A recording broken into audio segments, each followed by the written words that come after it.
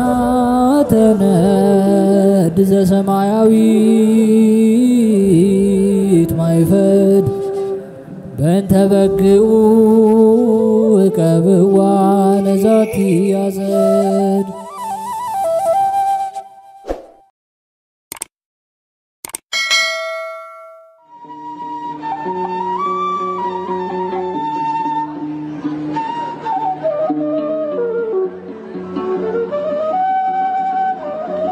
በስመ አብ ወወልድ ወመንፈስ ቅዱስ አሐዱ አምላክ አሜን። መስከረም 24 የሚነበብ ስንክሳር። ዕረፍቱ ለቅዱስ ጎርጎርዮስ መነኮስ። መስከረም 24 በዚች ቀን ከላይኛው ግብጽ የሆነ ቅዱስ አባት መነኮስ ጎርጎርዮስ አረፈ። የዚህም የቅዱስና የተመሰገነ ጎርጎርዮስ ወላጆች ደጎች ናቸው። በዚህ ዓለም ገንዘብም እጅግ ባለጠጎች ነበሩ። ይህን ልጃቸውን ጎርጎርዮስንም በበጎ አስተዳደግ አሳደጉት። መንፈሳዊ የሆነ የቤተ ክርስቲያን ትምህርትን ሁሉ ሥጋዊ የሆነ ጥበብንም ቋንቋን አስተማሩት። ከዚህም በኋላ የሀገራቸው ኤጲስቆጶስ ወደ አባ ይስሐቅ ወሰዱት። እርሱም እጁን በላዩ ጭኖ አናጎስጢስነትን ሾመው። ከዚህም በኋላ ወላጆቹ ሊያጋቡት አሰቡ። እርሱ ግን ይህን ሥራ አልወደደም። ሁለተኛም ወደ ጳጳስ ወስደው ፍጹም ድቁናን ተሾመ። ወደ አባ ጳጉሚስም አዘውትሮ በመሄድ ከእርሱ የእግዚአብሔርን ሕግ የሚማር ሆነ። ከወላጆችም ብዙ ገንዘብን ወስዶ ወደ አባ ጳጉሚስ አቅርቦ በገዳማቱ ለሚሰሩ ሕንጻዎች ሥራ ያደርግለት ዘንድ ብዙ ልመናን ለመነው። እርሱም ተሳትፎ እንዲሆንለት ለሕንጻ ቤተ ክርስቲያንና ለመነኮሳት ቤት መስሪያ ያደረገለት። ከዚህም በኋላ ቅዱስ ጎርጎርዮስ ዓለምን ትቶ ጥሪቱንና ገንዘቡን ሁሉ ንቆ በመተው ወደ ቅዱስ አባ ጳጉሚስ ሄዶ የምንኩስናን ልብስን ለብሶ በጾም በጸሎት በመትጋት በመስገድ ከትህትናና ከቅንነት ከፍቅር ጋር ይጋደል ጀመር።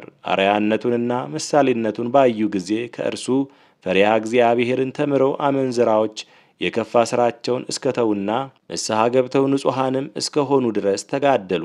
ከአባ ጳጉሚም ዘንድ 13 ዓመት ኖረ።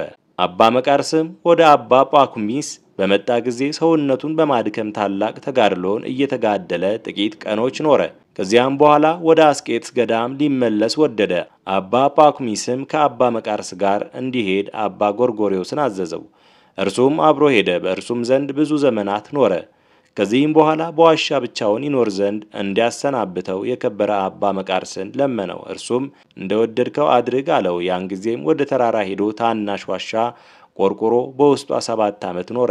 አባ መቃርስም በየዓመቱ 2 ጊዜ መጥቶ ይጎበኘዋል። አንደኛው ለከበረ የልደት በዓል፣ ሁለተኛ የክብር ባለቤት ጌታችን ኢየሱስ ክርስቶስ በተነሳበት በትንሣኤ በዓል ቀን ከእርሱ ጋርም ሥጋውንና ደሙን ተቀብሎ ወደ ቦታው ይመለሳል። አባ መቃርስም ስለ ሥራው ሁሉ ይጠይቀዋል። እርሱም የሚያየውንና በእርሱ የሆነውን ሁሉ ይገልጽለታል። አባ መቃርስም ሊሰራው የሚገባውን የምንኩስናን ሥራ ይሰራ ዘንድ ያዘዋል። በተጋድሎም ውስጥ 22 ዓመታት ሲፈጸሙለት ከዚህ የድካም ዓለም ያሳርፈው ዘንድ እግዚአብሔር ፈቅዶ መልአኩን ላከለት።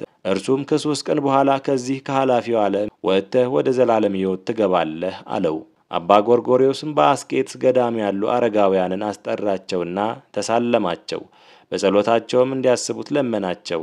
እነርሱም ደግሞ በእግዚአብሔር ዘንድ እንዲያስባቸው ለመኑት። ከ3 ቀንም በኋላ አርፎ ወደ ዘላለም ሕይወት ገባ። ለእግዚአብሔር ምስጋና ይሁን፣ እኛንም በጻድቁ ጸሎት ይማረን፣ በረከቱም ከእኛ ጋር ትኖር ለዘላለሙ አሜን። የአድሊጦስ መታሰቢያ። በዚችም ቀን ክብር ይግባውና ጌታችን ኢየሱስ ክርስቶስ ከመረጣቸው ከ72ቱ አርድእት ለአንዱ ሐዋርያ አድሊጦስ የምስክርነቱ መታሰቢያ ነው። ይህም ሐዋርያ ትውልዱ ከአቴና አገር ከታላላቆችና ከምሁራኖች ነው። እርሱ ክብር ይግባውና በጌታችን ኢየሱስ ክርስቶስ አመነ፣ አገለገለውም። አጽናኝ የሆነ የመንፈስ ቅዱስንም ጸጋ በ50ኛው ቀን ከተቀበለ በኋላ ወደ ብዙዎች አገሮች ሄዶ ሕይወት የሆነ ወንጌል ሰበከ። መግኒን ወደሚባል አገር ደርሶ በውስጧ የከበረ ወንጌልን ሰበከ። የብዙዎችንም ልቦና ብሩህ አድርጎላቸው ክብር ይግባውና በጌታችን ኢየሱስ ክርስቶስ አመኑ። የክርስትናን ጥምቀትንም አጠመቃቸው። ሕይወት የሆኑ የወንጌልንም ትእዛዞች አስተምሮ ቀሳውስትንና ዲያቆናትን ሾመላቸው። ከዚህም በኋላ ከእሳቸው ዘንድ ወጥቶ ወደ አቴና አገር ተመለሰ። በውስጧም የከበረ ወንጌልን አስተማረ። በዚያን ጊዜም በድንጋይ ወገሩት፣ ጽኑ የሆነ ስቃይንም አሰቃዩት። ከዚህም በኋላ ከእሳት ውስጥ ወረወሩትና በዚያ ተጋድለውንና ምስክርነቱን ፈጸመ። የሕይወት አክሊልንም በመንግሥተ ሰማያት ተቀበለ። ለእግዚአብሔር ምስጋና ይሁን። እኛንም በሐዋርያው ጸሎት ይማረን፣ በረከቱም ከእኛ ጋር ትኖር ለዘላለሙ አሜን። የሊቀ ጳጳሳት ገብርኤል ዕረፍት የሰማዕታትም መታሰቢያ። በዚችም ቀን የቅዱሳን ሰማዕታት የተርቤዋ የታይን መታሰቢያቸው ሆነ። የሊቀ ጳጳሳት ገብርኤልም ዕረፍቱ ነው። የቴዎድሮስና የእንጥራሊም ስም የቅዱስ አውሳኒዮስና የንስጥስዮን የዚያኖስ የዮስጦስና የወንድሞቹ የአልሶሪ የፍራጦስ የቆዝሞስና የድሚያኖስ የተጋድሏቸው መታሰቢያ ነው። በረከታቸውም ከእኛ ጋር ትኑር ለዘላለሙ አሜን። አስጀምሮ ላስፈጸመን ለልዑል እግዚአብሔር ክብር ምስጋና ይሁን መቼመች ለዘላለሙ አሜን። ውድ የሊቃናት ሚዲያ ቤተሰቦቻችን መስከረም 24 የሚነበብ ስንክሳር ይህን ይመስል ነበር። በቀጣይ በአዲስ ክፍል እስክንገናኝ ድረስ እግዚአብሔር ቸር ያቆየን። መልካም ጊዜ